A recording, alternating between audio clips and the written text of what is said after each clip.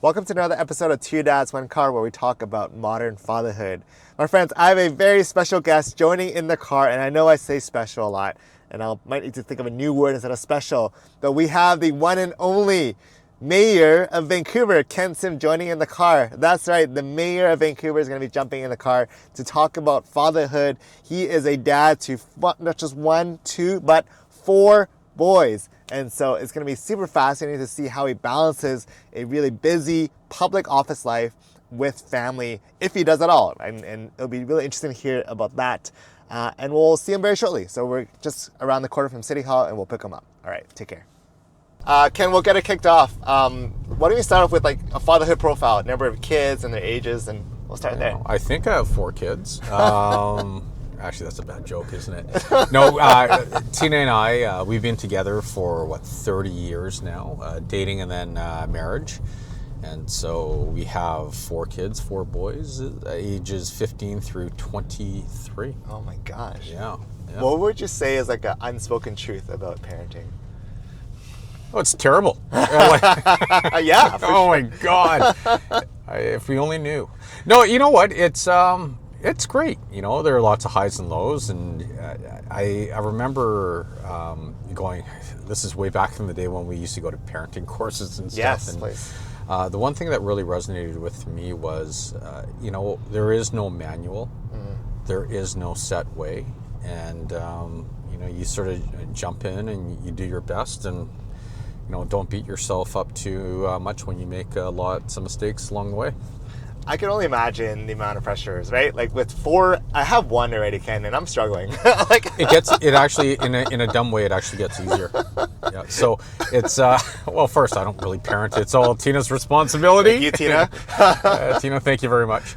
No, and I say this, and I know my wife, Tina, would punch me in the throat after I said this. So hopefully you were not watching this, Tina. Having our first kid was really tough. Everything was brand new. We didn't know what we're doing. And I remember changing the diaper 10 times a night. We'd hear Tyler hiccup in the night. We'd both get up and run. And by the time, we had our third, unless the diaper was dragging on the ground at a 45-degree angle, we weren't changing that sucker.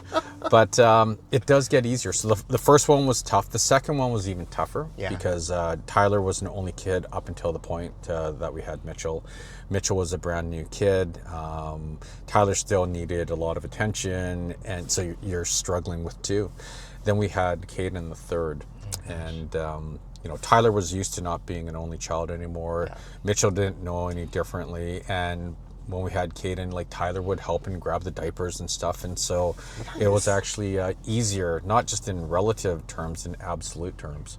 And then we had the 4th one, and that was probably the dumbest thing we ever did. Everything changed. Your car doesn't work. Your kitchen table doesn't work. If you went away, it went from I remember we used to. Because we still had young kids, you could go on vacation and you could fit everyone into one room. That's right. And then as your kids get bigger, you need 2 plus. And these are champagne problems, but it just gets exponentially more difficult, and then things become a lot more limited. So, but it all worked out, and at the end of the day, the kids are super healthy, and not more importantly, just as importantly, they're actually kind people. And, everything else will take care of itself. You have healthy, kind family members, kids. I think that's a big win. That's actually brings to mind, because when I was thinking about when Avery came out, I'm like, as long as they're kind and healthy, right? That's the most thing. The last thing you want is jerk kids, I suppose. Or try not to, right? Yeah, there aren't any terrible human beings, but, we live in a society that, for the most part, people get ranked. Yeah. Let's just call it what it is. Yeah, for sure. It's all about it. And it's the stupidest ranking system where people judge success by, let's say, the number of things that you have or how much money you make. And don't get me wrong, some of that's super important. If you're struggling just to make ends meet and you struggle to feed your family, it is completely relevant. I don't want people to lose touch of that, sight of that. And besides that, everything else is just noise. I, fortunately or unfortunately, what have you, I've spent a lot of time in home care. Yeah. And I can tell you, everyone has a bunch of goals and dreams and they're chasing things. And then when they lose their independence or they're given a diagnosis that they only have so much time to live, it's amazing how things change instantly. And then all the important stuff becomes important, like being kind, spending time with people that you love, doing the things that, that you want to do, as opposed to being the person that other people expected you to be. Like, it's just, and if we know that, why can't we do that now while we're still healthy? And instilling these values in our kids. And, it's okay to be super kind, and being number 27 on a 27-person team that's actually doing amazing things, as opposed to, being first place in a terrible situation. Yeah. Anyways, I digress a little bit. No, I mean, that's so well said and very inspirational, actually, because I remember when we last spoke, you brought up this book that's written by, I think it was a nurse who was... Yeah, the regrets of the dying. It's actually a little, you can download it off the internet. It's like a 5-page, basically summary. Yeah. I mean, let's talk about that as well, because, I mean, Ken, you come from very humble beginnings. We're driving into East Van right now, and I know you grew up in, like, the East Van area. Oh, yeah. You've had such a fascinating story, going to school at East, coming back and starting your own business. A lot of the listeners on the podcast, they're trying to think about, how do I balance, like, career ambition with parenting? But before we go there, I'd love to learn about your background, too, right? Because has that instilled in the way you parent? Or are you, like, how do you balance that? Yeah, and you know what? I came from humble beginnings, but let me tell you, my parents, they came from Hong Kong, and they were pretty comfortable. And then when they came to Vancouver, things changed pretty quickly, and they really struggled through a lot of things. So, as much as my beginnings were humble, let me tell you, my parents are the true heroes there, and I think a lot of people have that same story, like immigrants that come here. No, I was one of 5 kids. My parents they came from Hong Kong, like you mentioned. My dad actually spoke 5 languages. Unfortunately, for him, English was his 5th language, and he wasn't super proficient. And it was a different time. It was for him. They came here in '67, and so it wasn't as warm and friendly for certain groups as it is now. And so he really struggled. And my mom, she basically supported the family. She was a typist in the typing pool at BC Packers.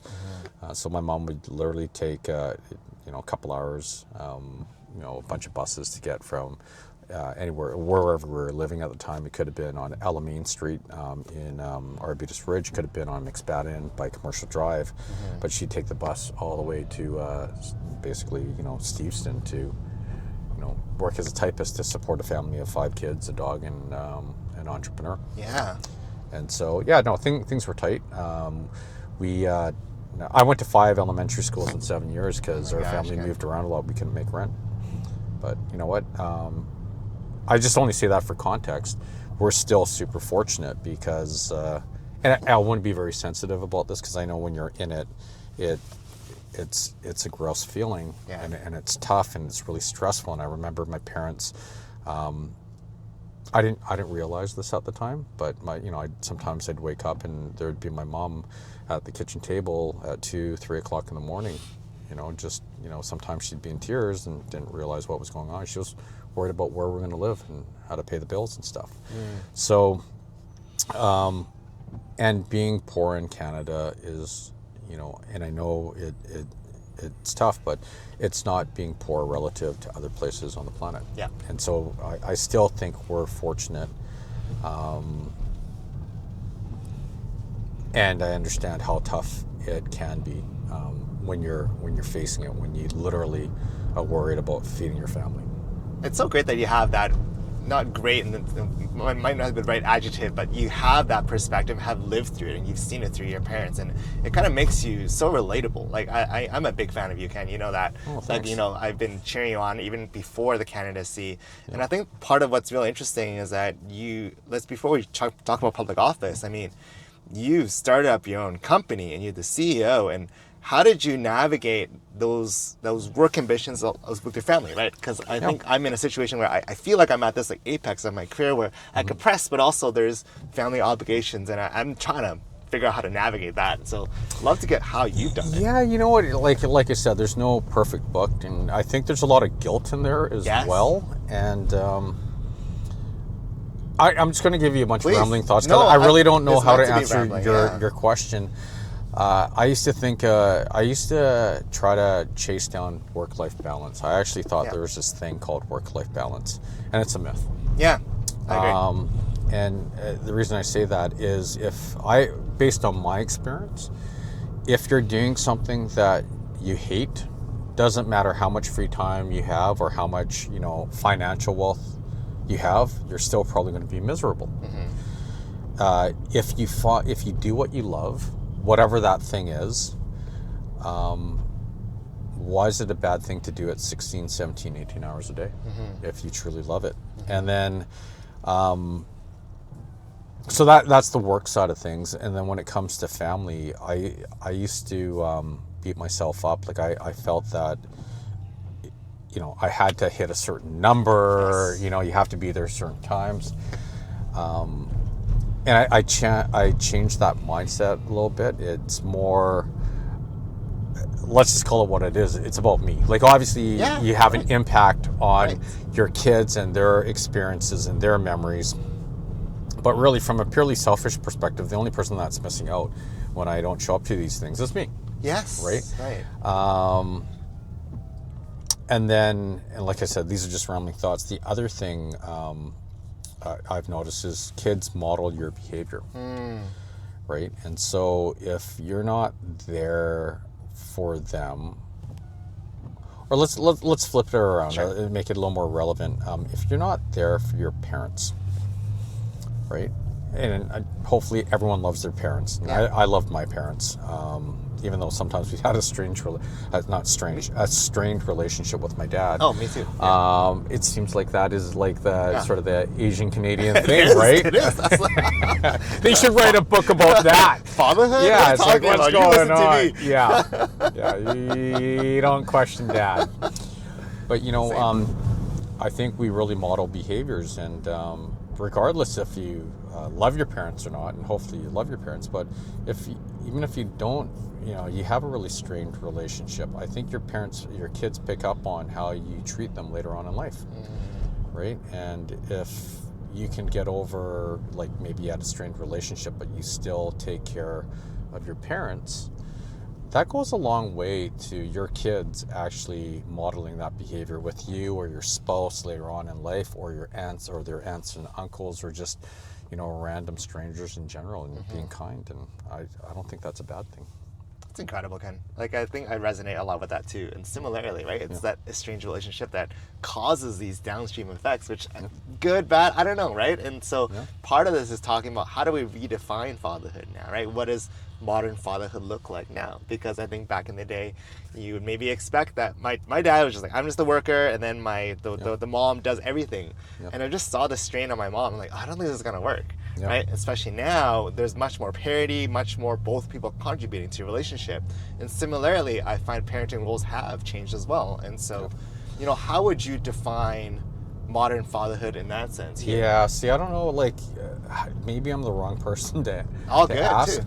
Because I don't even know if my stuff works, right? Like in terms of, I struggle with it. I still don't have the answers. Like sometimes I want to be my kids' buddies. Yeah. And I don't want to be their parent. Yes. And then sometimes you just have to be the parent, and I don't think it's necessarily I'm being an asshole. It's just maybe that my kids think that, right? But I think holding people accountable and letting them know that life actually is hard, and you have to be responsible, and you have to think of your impact on other people around you. And sometimes that isn't easy. And then sometimes they just don't want to do it. Like, after 4 kids, sorry, I'm talking to no, everyone please. here. sometimes I just get sick of being a parent. I don't know how you like. No. It's just like Oh, for sure. it doesn't go away. And it's like we're repeating the same conversations. So when you have 4 kids, or you 3 or 2, Yeah. I think the one consistent thing is all the conversations you had with your first kid when they're 7. You're having that same conversation with each single one. So it's like, oh my God, when is this ever going to end? I mean, Sorry, I'm just being authentic. no, this is exactly. I mean, this is the best part of it, because I think part of this podcast is to highlight the different perspectives, right? Yeah. There's this myth of the perfect dad or the perfect mom on Instagram, but I feel like that could be a little toxic, actually, right? There's like a lot of. I actually think that's incredibly dangerous. Like, social media is not real. Yeah. Right?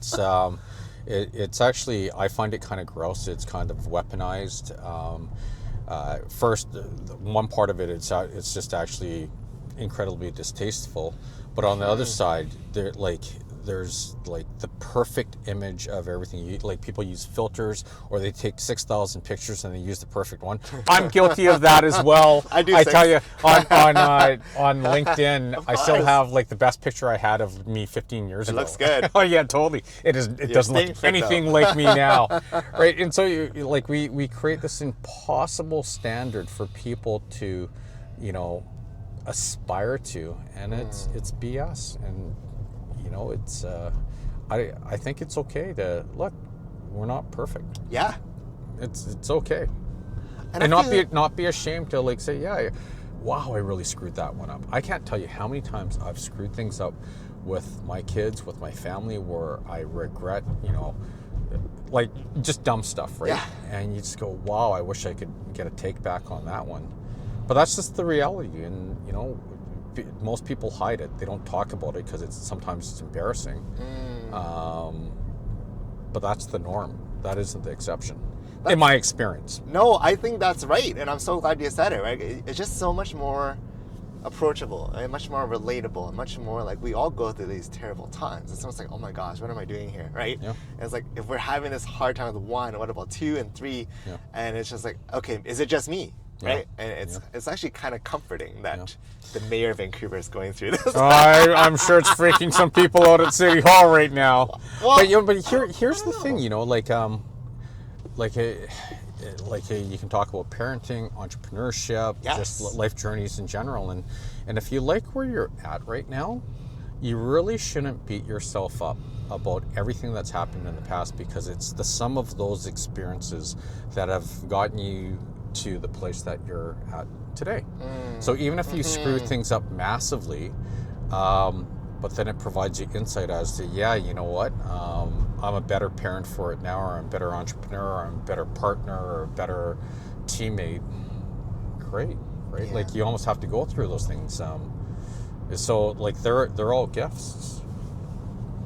This is fascinating. And if I could just pivot into this next part of the conversation, public life, right? Being in public life, how do you, and for those who think about or considering maybe going to office in the future, maybe a minority of the listeners, Yeah. like, how does one navigate that with family life, right?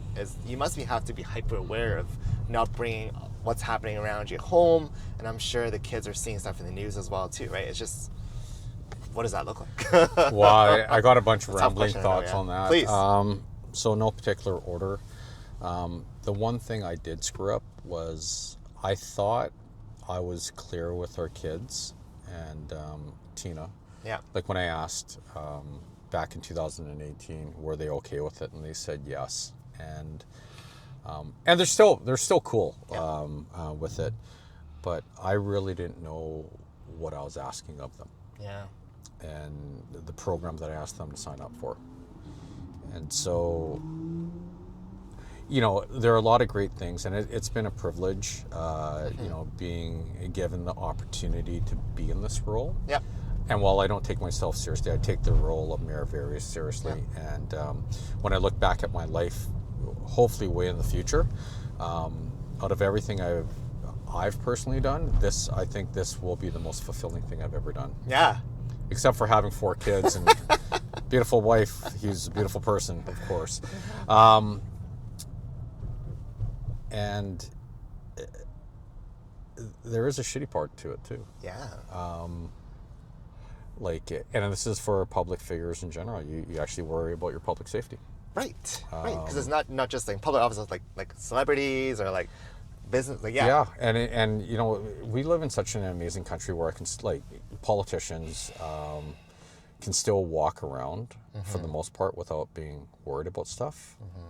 Because like Vancouver is great. Like even the people that disagree with you, Yeah. for the most part, you do have the rando, but for the most part, they're actually very kind people. Yes, yes. And they'll just I love it say, here. "Hi, how's it going?" But under their voice, "Oh my God, it's destroying the place." But they're kind. But then you have the randos that may be a little unhinged, and that's what you have to worry a little bit about. And then you get weird threats and stuff. And you're not going to go into it too much, but that's part of the drawback of the job. The other thing is, I know it's kind of ridiculous because of my role right now, but I'm actually, what's the word?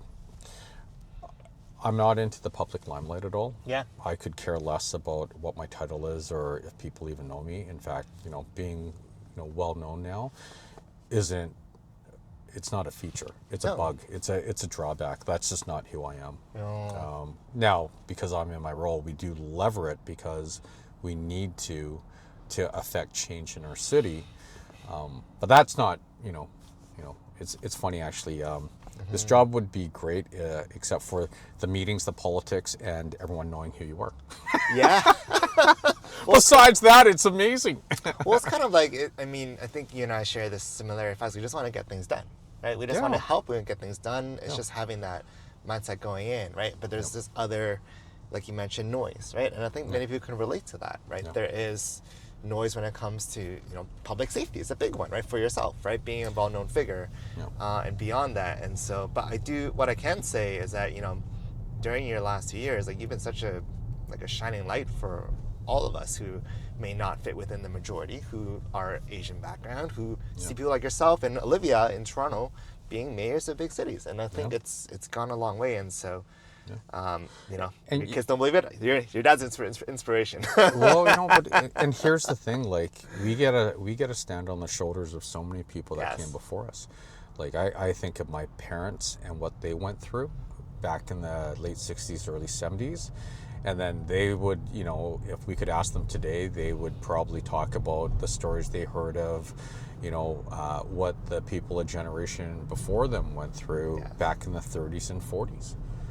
Right, and so they're pretty inspirational. We get to enjoy the opportunities that we have because of the people that came before us, and hopefully, the next generation, they will have even more opportunities because they don't have to deal with some of the ridiculous stuff that we still deal with. Like it's a way better place than it was 30 years ago, and some of the stuff we deal with is still BS. Like it's crazy, and it's not just Asian Canadians. It's women. It's different individuals of different sexual orientation. It's people with physical challenges. It goes on and on. Ageism. So it's funny when you add it all up, the minority is actually the majority. Yes, that's right. That's right. It is. Yeah. It is so much so. Building on that, what would, as you're in this stage of life when there is demands on your time, and we have an event afterwards, there's evening events, weekend events, what do you do to carve out time with family, or what does your weekends look like? I try to double and triple up. Yeah. So if I'm away on vacation with the kids, I'll actually, and we do it on our own dime. Yeah. Sure. If there's an event, if I'm away on vacation that's relevant for the city, I'll actually go to it. On the flip side, if I'm going away for a work function, I try to bring my family into it. And I've been doing that like before I was in office, right? So. Like due diligence trips when we tour other companies, I'd actually bring my kids. Oh wow! Yeah, it's like, hey, like we have an opportunity to learn something here. Yes. And so we do double up quite a bit on that front. That's how I sort of spend more time with the kids and with Tina. So it's like managing efficiencies, trying to find ways you can kind of double up and like add things. Totally. Right? Yeah, and it's more just kids. For example, there's a book called, what is it, like Never Eat Alone? Yes, Yeah. yes. Keith Ferrazzi. Keith Ferrazzi. Yeah. So I know Keith. He's a great guy. Nice. Keith, I haven't read your book. But I remember, so it was one of the books that was recommended to us by a guy named Vern Harnish. And he said, you don't have to read this book. Buy it, which we did, but you literally just put it on your desk. And it reminds you, never eat alone. Because time is your most, like it's the one thing you can't get more of, okay? Or you can't create, we don't live in abundance of time yet. So time's finite. So why wouldn't you use every minute you have to spend time with people either you care about, or you can learn something from, or you can share something with. And so, I try to fill up my day as much as possible with, individuals. That's so touching, and I'm so glad you're spending the time with me right now in this car and talking about this. Yeah, well, we want to screw up the parenting behaviors of a lot of people, the next generation. But I think it also, I think what I've found and what I'm reflecting upon right now is just there is no perfect dad, right? Like, you could be this, the mayor or other well-known figure and still have to go through everything that anybody needs to go through, right? Whether it's like diaper changing, like you said earlier, like kids wailing, like navigating time in your career, and just like giving ourselves maybe some grace. Well, I don't know if you found this, but there's a saying, you can't be a prophet in your own country. And I've experienced this, I'm taking myself out of this. Yes, I'm gonna yeah, use for sure. other people as examples. I've met and I know some pretty incredible people who people around the planet would kill to be able to spend 20 minutes in a room with those individuals, guys and girls, like parents, whatever. And their kids, literally all of them, think that their parents are morons. Oh, no. Right? It's like, no, that's mom, that's dad, so that's my parent, whatever. Yeah. I know them from a different perspective, and they're kind of clunky and goofy, and because you can't be a prophet in your own country. And then I think I lived that same thing where I thought my dad was he was like kind of a goofball, so to speak, and that's being kind with the words. I don't know how to express it. And then you wake up as an adult and you go, oh my God, Dad, Mom were absolutely incredible people, but it takes a while, right? And so that sort of goes back to your perfect parent. Like, I don't think there's a perfect parent, right? And I don't think we see it until it's much later in life, and sometimes it's too late. Yeah, actually, you're right there where, my dad passed away 2 years ago. I'm sorry. And no, thanks again. And it just gives me time to reflect on, he was not the most best person out there, but he also taught me some really good skills about independence, autonomy, giving me responsibility at a pretty early age to make decisions. And I never really respected that until much later. I'm like, oh, he was doing that intentionally. Right? He's like, you make your own decisions, and just giving me that autonomy has really changed so many things. But you're right, it's not until sometimes when it's a little too late. And so thanks for that reminder. One thing I want to share with you, Please. This is sort of kind of off topic. No, by all means. But I remember, there's a guy, I was at a conference, David Sinclair, Dr. David Sinclair. He wrote, Lifespan? Yeah. And he's one of the world leading experts in longevity. And his dad, I think he's in his 80s now. And, these guys are trying to figure out how to live forever. Right. And most people go, well, why would you want to live forever?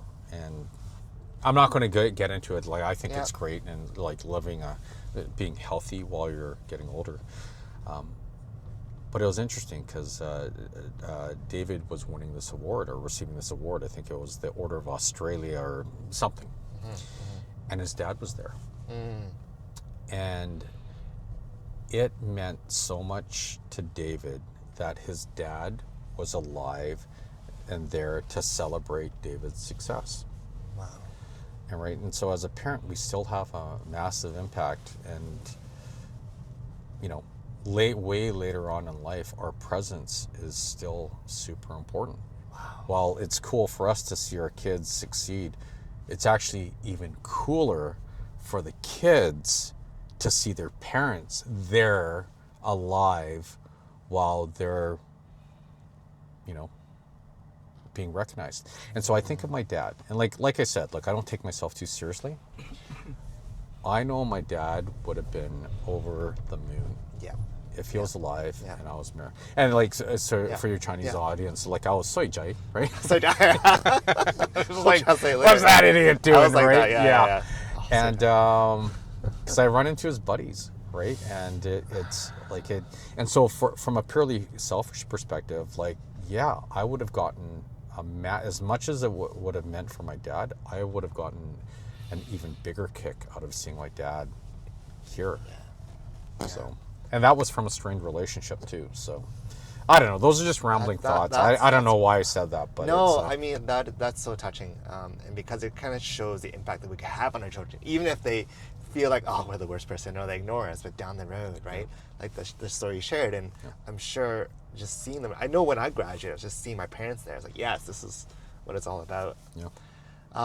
If I could ask the last question here, you know, what are you excited about this next phase of parenting, right? As you enter, I mean, For it to end.